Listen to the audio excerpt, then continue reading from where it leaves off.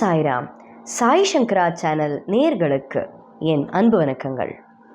போன எபிசோட்ல ராஜம்மா அப்படின்ற அந்த பெண்மணிக்கு எவ்வளவு அற்புதமா பாபா ஒரு மந்திரம் கொடுத்தார் அப்படிங்கிறத நம்ம பார்த்தோம். அதே அந்த ராஜம்மா அப்படின்ற பெண்மணியை பாபா என்ன சொன்னார்? உன்னை எல்லாரும் இனிமே சிவம்மா தாயி அப்படின்னு தான் கூப்பிடுவாங்க, அந்த பேரால் நீ அழைக்கப்படுவாய் அப்படின்னு பாபா ரொம்ப அழகா சொல்லியிருக்கார். அந்த மந்திரம் அந்த சிவம்மா தாயி அப்படின்ற பெண்மணிக்கு பாபா கொடுத்தாலும் அந்த மந்திரம் அவங்க மறந்து போயிட்டாங்க. அது மட்டும் இல்லாம பாபா என்ன பண்ணியிருக்கார், அவருடைய கைப்பட ஒரு பேப்பர்ல எழுதியிருக்கார். ஆனா விதி எப்படி இருக்கு பாருங்க, அந்த பேப்பரையும் அந்த அம்மையார் தொலைச்சிட்டாங்க. தொலைச்ச உடனே நான் போன எபிசோட் முடியும் பொழுதே சொல்லியிருந்தேன், அந்த பேப்பர் எங்க இருக்கு அப்படின்னு பாபா ஒரு கனவு மூலமாக நம்ம சிவம்மா தாயிக்கு சொல்லியிருக்கார். என்ன, உங்க வீட்டுல இருக்கிற ஒரு அரிசி ட்ரம்ல அந்த பேப்பர் இருக்கு அப்படின்னு.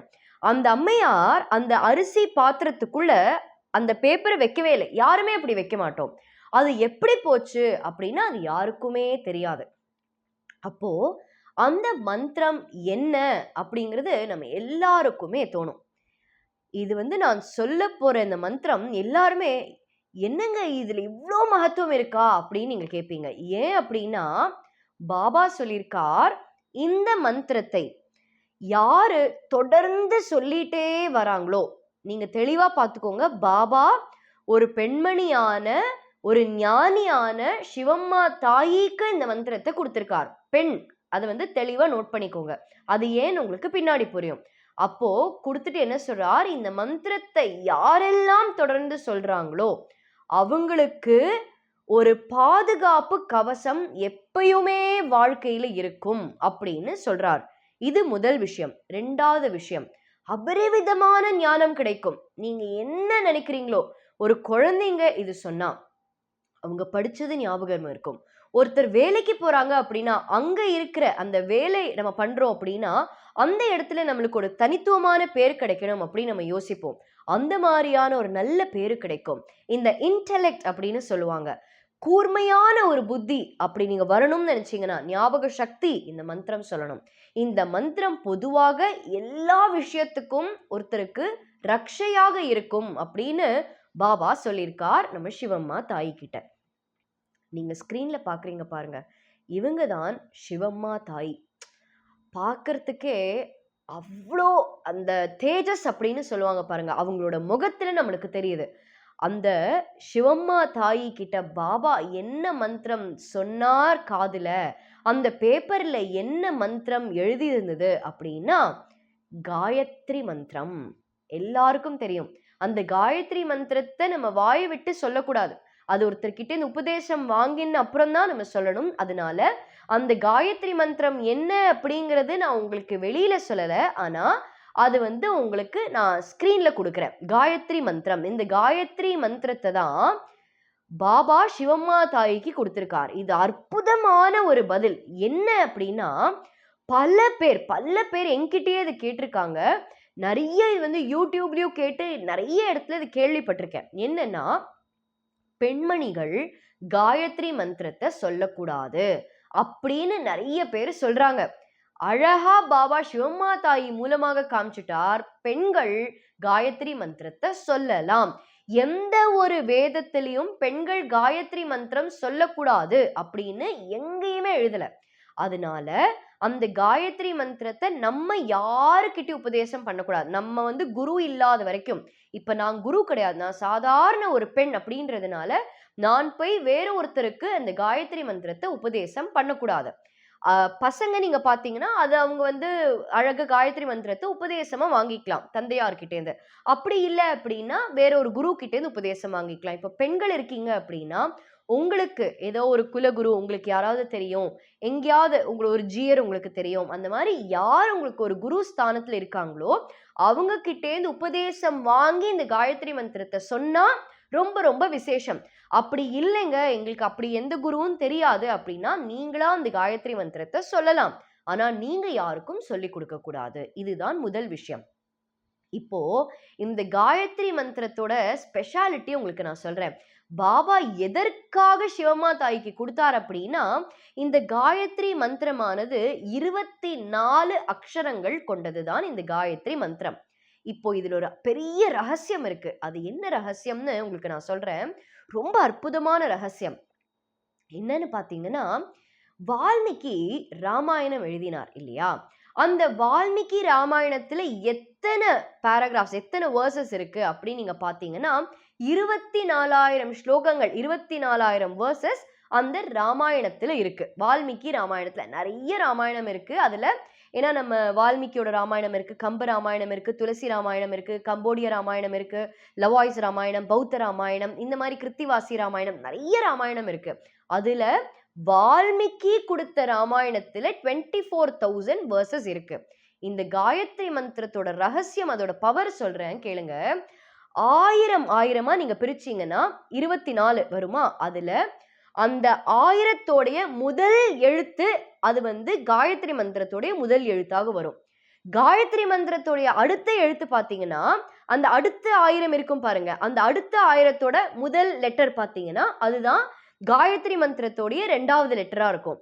காயத்ரி மந்திரத்தோடைய 3வது லெட்டர் எப்படின்னா, அந்த 3000த்துல அடுத்த அந்த 1000 செட் இருக்கு பாருங்க, அந்த 3வது செட்டுல முதல் எழுத்து நீங்க எடுத்தீங்கன்னா காயத்ரி மந்திரத்தோடைய 3வது எழுத்தா இருக்கும். இந்த மாதிரி 1000 அந்த 24,000 பிரிக்கிறோம் பாருங்க, அதுலேந்து ஒரு அக்ஷரம் எடுத்ததுதான் இந்த காயத்ரி மந்திரம். அவ்வளோ பவர்ஃபுல்லான ஒரு மந்திரம்.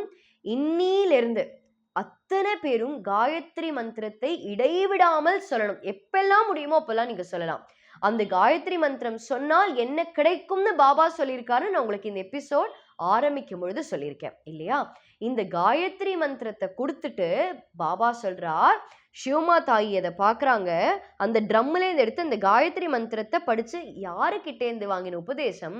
மகான் சாய்பாபா கிட்டேந்து வாங்கினது. இனிமே அவங்க வாழ்க்கையில அவங்க என்னங்க கேட்கணும்? அவ்வளவுதான். அவங்க வாழ்க்கையை அப்படியே அந்த ஜென்மாவே பூர்த்தி அடைஞ்ச ஒரு சந்தோஷம்.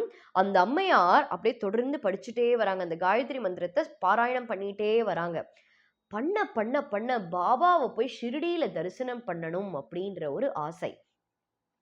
பாபா இந்த அம்மையாருக்கு காயத்ரி மந்திரம் உபதேசம் பண்ண இடம் எது அப்படின்னா, அவங்க இருந்த இடத்துக்கு பாபா உபதேசம் கொடுத்திருக்காரு. அவங்க ஷிரடிக்கு போய் பாபாவை பார்த்ததே கிடையாது. அப்போ இந்த காயத்ரி மந்திரத்தை பாராயணம் பண்ண பண்ண பண்ண பாபா மேல ஒரு ஈடுபாடு.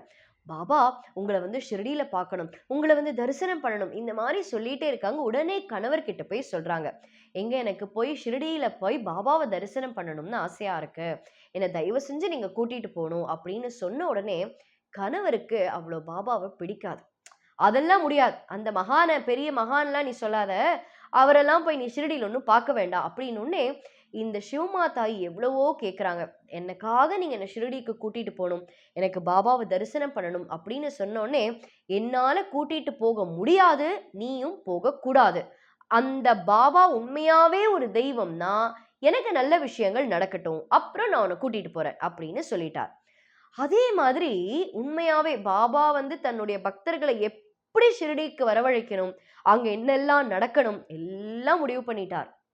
அப்போ அதே மாதிரி இந்த அம்மையாரோட கணவருக்கு அழகான ஒரு லீலை, ஒரு அற்புதமான ஒரு மிராக்கிள் நடக்குது.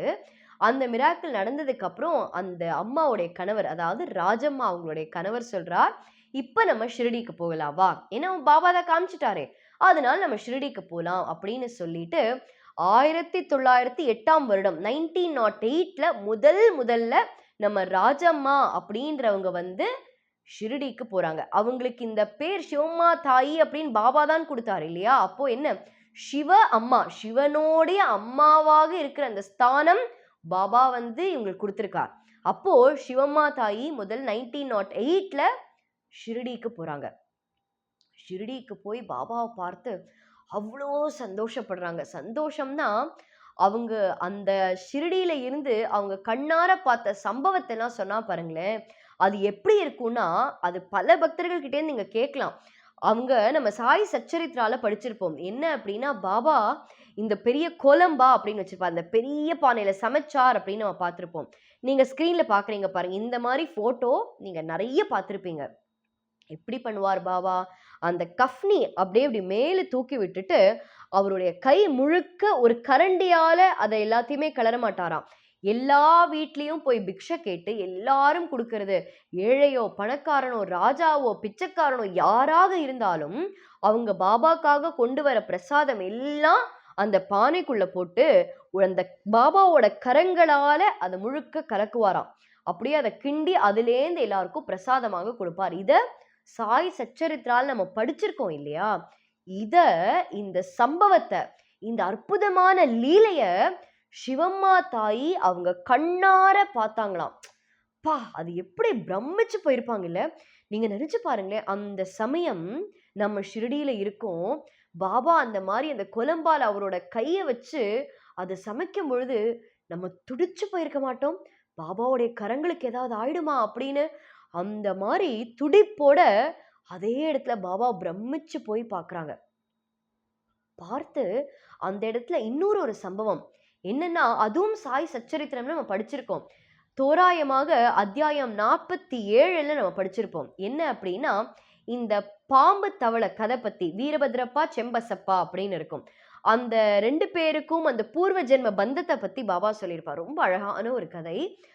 அந்த சம்பவம், அந்த வீரபத்ரப்பா செம்பசப்பா அந்த சம்பவத்தை பாபா சொல்லிட்டு இருக்கார். அதை கேட்டுட்டே இருக்கார் ஹேமத் பந்த். அந்த இடத்துல சிவம்மா தாயி உட்கார்ந்து பாபா சொல்ற அந்த கதையை கேட்டுட்டு இருக்காங்களாம். இதெல்லாம் நேர்ல கேட்ட அந்த அனுபவம் அப்படின்றதோட அதை கேட்டு அவங்க ஆனந்தமாயி ஒரு முறையும் ஷிரடிக்கு வரணும் வரணும் வரணும்னு ஆசைப்பட்டிருக்காங்க. இந்த 1908ல வந்து பல நாட்கள் பாபாவோட இருந்து அவங்களும் அவங்க கணவரும் திரும்பி போய் மறுபடியும் 1914வது வருடம் ஷிரடிக்கு வராங்க. 1914ல ஷிரடிக்கு வந்த சிவம்மா தாயிக்கு அவங்களே எதிர்பார்க்காத அளவுக்கு ஒரு சம்பவம் நடந்தது. அந்த ஷிரடியில என்ன சம்பவம் நடந்தது அப்படிங்கிறத நம்ம அடுத்த எபிசோட்ல பார்ப்போம். நன்றி, வணக்கம். ஓம் சாய்ராம்.